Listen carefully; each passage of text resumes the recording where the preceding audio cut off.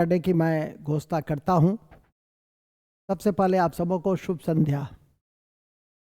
जानकारी में पहले भी दिया हुआ है और लगातार जा रही है। 25 क्वेश्चन जो बीपीएससी के परीक्षा में पूछे हुए क्वेश्चन है उसका संपूर्ण विश्लेषण आपको इस ऑनलाइन के माध्यम से पहुंच रहा है। मुझे खुशी है कि कई छात्र, सैकड़ों की संख्या में छात्र इसे देख रहे हैं और आने वाले समय में कौन से क्वेश्चंस, कौन से फैक्ट परीक्षा के लिए उपयोगी हो जाए यह कहना बड़ी कठिन होती है। कल हमने 25 तक किया था और यह श्रृंखला अभी आपकी आगे चलती रहेगी कई भाग में। आज उस पूछे हुए प्रश्न का भाग 2 है जो 26 से 50 क्वेश्चन को मैं कवरेज करूंगा। विशेषकर इतिहास के ही प्रश्न हैं और फिर धीरे धीरे करके हम लोग आगे बढ़ेंगे। 26वां प्रश्न है, कलिंग विजय का उल्लेख किस अभिलेख में किया गया है? तो कलिंग विजय का जो उल्लेख है वो निम्नलिखित में से कोई नहीं है, क्योंकि अशोक का एक प्रमुख अभिलेख था जो सबसे बड़ा फरमान था और वो था अभिलेख संख्या 13, जिसमें चोल और पांडे राज्यों के बीच धम का जीत का भी उल्लेख है। यह युद्ध 261 ईसा पूर्व में किया गया था। और जानकारी में दे दें कि हमारे अशोक के विदेशी संबंधों की इसमें चर्चा है, जैसे सीरिया के एंटियोकस के साथ, मिस्र के टॉलमी के साथ, साइरीन की मेगास के साथ, मैसेडोनिया के एंटीगोनस के साथ और एपिरस के अलेक्जेंडर के साथ, और उसके ऊपर धम विजय की संपूर्ण परिचर्चा मिलती है। तो आपकी परीक्षा के दृष्टि से ये भी बहुत महत्वपूर्ण है। तो 13 अभिलेख को याद रखेंगे, 261 ईसा पूर्व को याद रखने का प्रयास करेंगे। नेक्स्ट क्वेश्चन नंबर 26 है। हालांकि इस कड़ी में जो उसके विकल्प में था उसको भी थोड़ा सा ध्यान रख सकते हैं, उसको भी ध्यान में रख सकते हैं। जैसे आपका मस्की अभिलेख है तो अशोक का देवानाम प्रियदर्शी मस्की अभिलेख से पुष्ट होता है, जबकि जूनागढ़ में अशोक और रुद्रदमन एवं स्कंदगुप्त का शिलालेख है, तो इसे भी ध्यान रख सकते हैं। हाथी गुफा अभिलेख जो चेदी वंश का इतिहास है उसका वर्णन है, खारवेल के विषय में बताया गया है। जो जैन धर्म के अनुयायी थे, खारवेल जैन भिक्षुओं का उदार संरक्षक थे, तो इसे आप ध्यान में करके रख सकते हैं। क्वेश्चन नंबर 27 है कि सार्वजनिक वितरण प्रणाली की शुरुआत किसने की थी? तो बाजार नियंत्रण की जिसने नीति दी थी और उसका नाम था अलाउद्दीन खिलजी। और ये जो अलाउद्दीन खिलजी है, ध्यान रखिएगा, ये जो अलाउद्दीन खिलजी हैं इसके विषय में 2-3 बातें याद रखिए। बाजार सुधार से जुड़ा हुआ है और वो है, सबसे पहला तो यही है कि सैनिकों को नगद वेतन देने का जो प्रथा है इसकी शुरुआत उसने की थी। उसका उद्देश्य यही था कि उसको सही ढंग से सही मूल्य पर जो खाद्य पदार्थ मिले या अन्य पदार्थ मिले, तो उसके लिए एक बाजार सुधार की भी आवश्यकता उसने महसूस की। और उसने दिल्ली में 4 अलग अलग बाजार की स्थापना की, एक अनाज के लिए, एक कपड़ा और समथिंग जो मटेरियल्स हैं, थर्ड घोड़ा और दास के लिए, और चौथा विविध वस्तुओं के लिए। तो इस तरह से ये 4 की स्थापना की गई, जिसे याद रखना है। और फिर प्रत्येक बाजार सहना मंडी नामक एक उच्च अधिकारी के नियंत्रण में था, तो ये भी परीक्षा के लिए इम्पॉर्टेंट है। सरकारी भंडार गृहों में स्टॉक रखकर अनाज की आपूर्ति सुनिश्चित की जाती थी। तो इस तरह से इन चीज़ों को ध्यान में रखेंगे। अब आइए क्वेश्चन नंबर 28। 1565 में कौन सा प्रसिद्ध युद्ध हुआ था?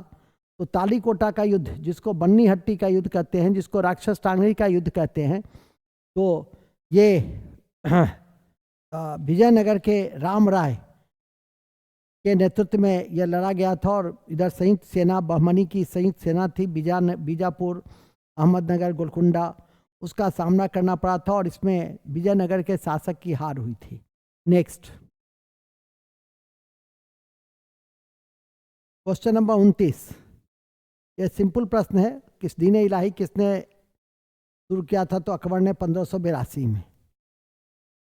तो ये बहुत आसान प्रश्न है, जिसको कह सकते हैं हलवा टाइप के प्रश्न। नेक्स्ट, और याद रखेंगे कि अकबर के जीवन काल में बीरबल सहित इस दीन इलाही में कुल 15 सदस्य थे, तो ये भी ध्यान रख सकते हैं। अब क्वेश्चन नंबर 30 है कि अष्टप्रधान किस शासक के प्रशासन में सहायता देता था? तो शिवाजी के प्रशासन में अष्टप्रधान था, याद रखिएगा। और ये मंत्री परिषद द्वारा सहायता प्रदान की गई थी। प्रत्येक मंत्री सीधे शिवाजी के प्रति जिम्मेवार थे। पेशवा इसमें काफ़ी महत्वपूर्ण था। सेनापति को सरे नौबत के नाम से जानते थे। अमात्य महालेखाकार था, वित्त से संबंधित था। वाक्यानवीस खुफिया और घरेलू मामलों के जिम्मेदार था। सचिव पत्र व्यवहार करता था और सुमंत जो था वो विदेश मंत्री देखता था। पंडित राव दान और न्यायाधीश न्याय। तो इस तरह से इन बिंदुओं को आप देख सकते हैं परीक्षा के लिए। क्वेश्चन नंबर 31 से अब 66वीं बीपीएससी में जो हिस्ट्री पूछा था प्राचीन और मध्यकाल में, उसको मैं देख रहा हूं। तो जुते हुए हल का प्रमाण कहाँ से मिला? जुता हुआ हल का प्रमाण कालीबंगा से मिला है। जो काली रंग की चूड़ियां हैं, घग्गर नदी के किनारे है, राजस्थान में है। अमलानंद घोष ने इसे खोजा था और कालीबंगा के विषय में 2-3 बातें कभी नहीं भूलिए। जूते हुए खेत का प्रमाण, खिलौना गाड़ी की पहिए, ऊंटों की हड्डी और मेसोपोटामिया की बेलनाकार मोहरे। तो ये ऐसे बिंदु हैं जिसको याद रख सकते हैं। उस विकल्प में धौलावीरा को भी ध्यान रखिएगा। धौलावीरा अद्वितीय जल संचय के कारण और एकमात्र सिंधु स्थल है जो 3 भागों में विभक्त किया जाता है और यहाँ से एक स्टेडियम भी मिला। तो इन सब कारणों से हम इसे याद रखने का प्रयास करते हैं। नेक्स्ट,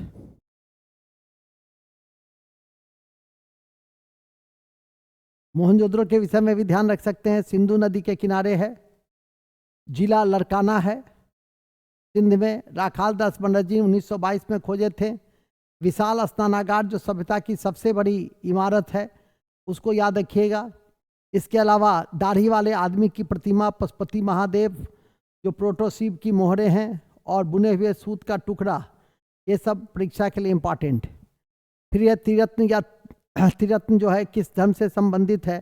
तो त्रिरत्न जो है वो जैन धर्म से संबंधित है। त्रिरत्न में सही ज्ञान, सही विश्वास और सही जो चरित्र है उसके विषय में बताया गया है, तो ध्यान करके रखिए।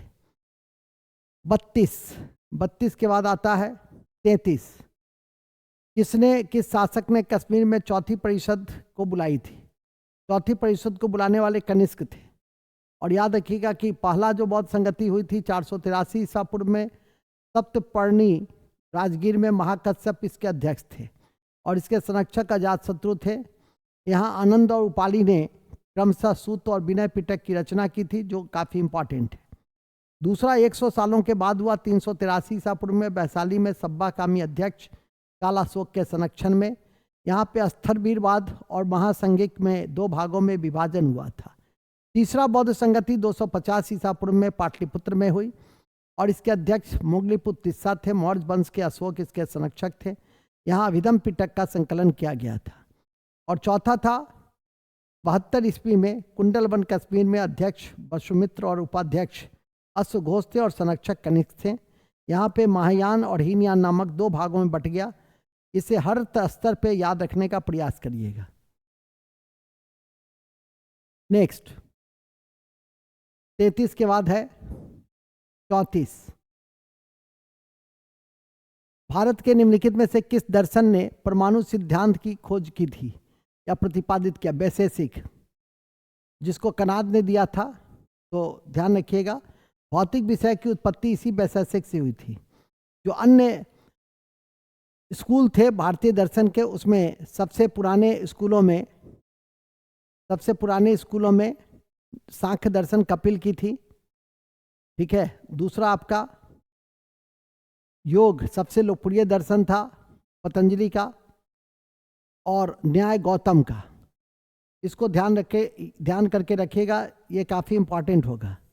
क्वेश्चन नंबर 35 में चलते हैं। रक्त और लौ की नीति शुरू करने वाला कौन सा शासक था दिल्ली सल्तनत में? तो बलबन। और बलबन को रक्त और लौ के नीति के कारण ही याद रखते हैं। इसको उल्गू खां के नाम से भी हम लोग जानते हैं। बलबन के विषय में कुछ अतिरिक्त बातें जरूर जान लीजिए, और वो है कि नसरुद्दीन महमूद के नायाब तहसीलदार के रूप में उसने काम किया था, और जो इल्तुतमिश ने चालीसा की स्थापना की थी उसको उसने समाप्त कर दिया था। ये बड़ा इंपॉर्टेंट फैक्ट है। जिले इल्लाह और नियावते खुदाई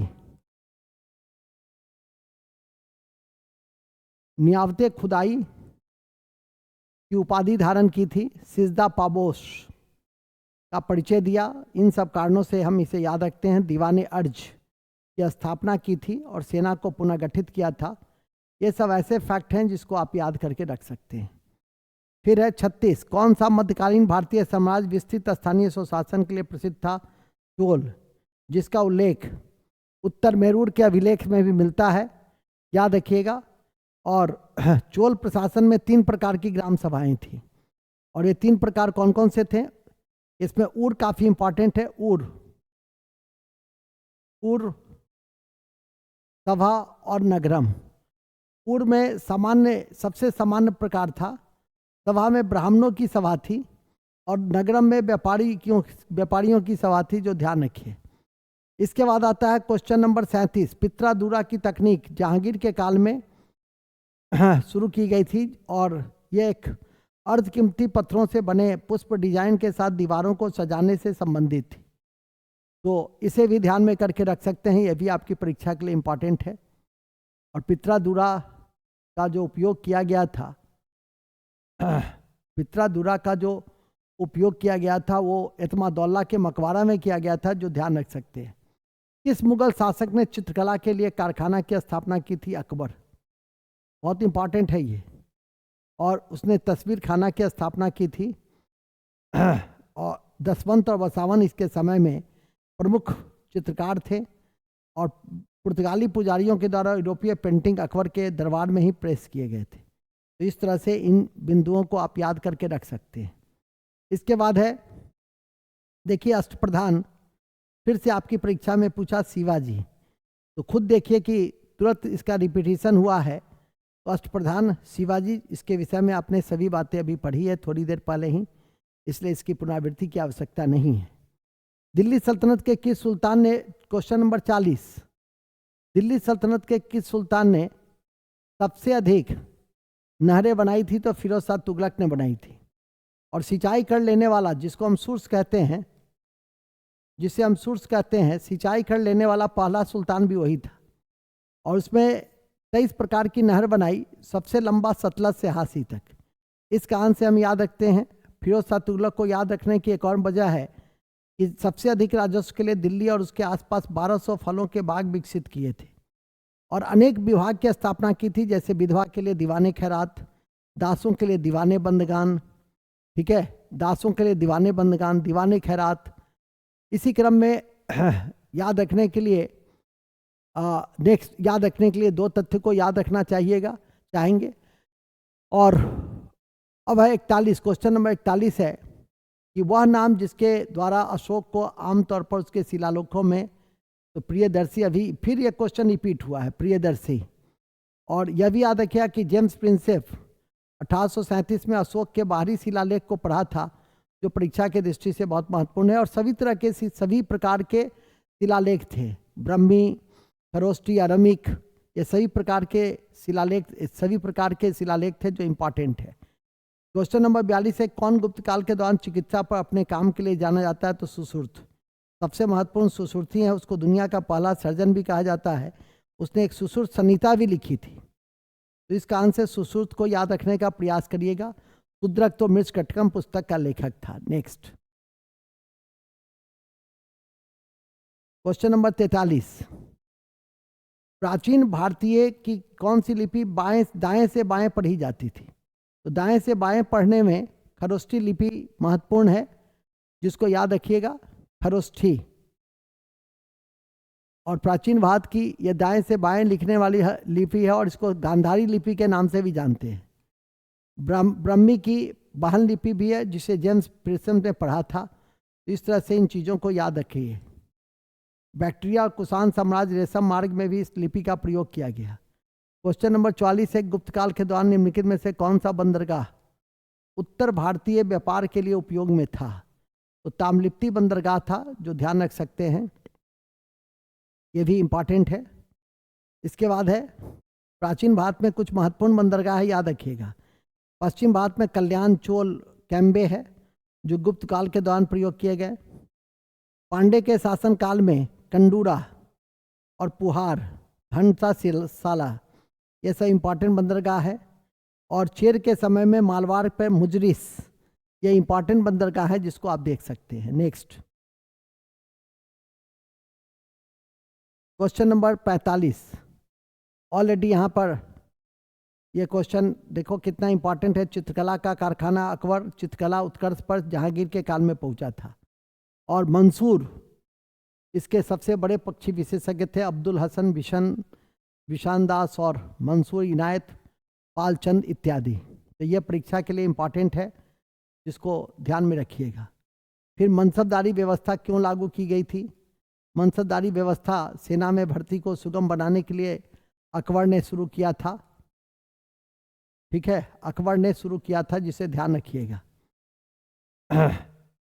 ओके, और यह पद वंशानुगत नहीं था, इसमें जात और सवार 2 रैंक था, जो ध्यान रख सकते हैं। नेक्स्ट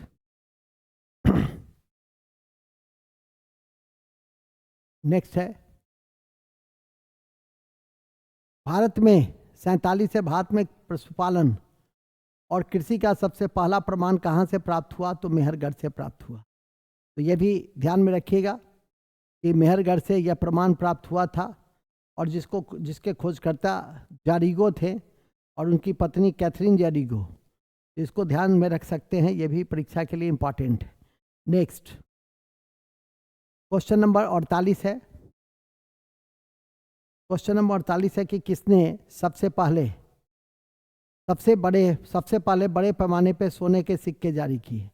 तो सबसे पहले बड़े पैमाने पे बीमा खटफिसस ने सोने के सिक्के जारी किए, जो कुषाण वंश का था, याद रखेंगे। और सबसे ज़्यादा सोने के सिक्के गुप्त काल में जारी किए गए, और सबसे गुणवत्तापूर्ण बीमा खटफिसस के ही शासनकाल में था, कुषाण काल में ही था।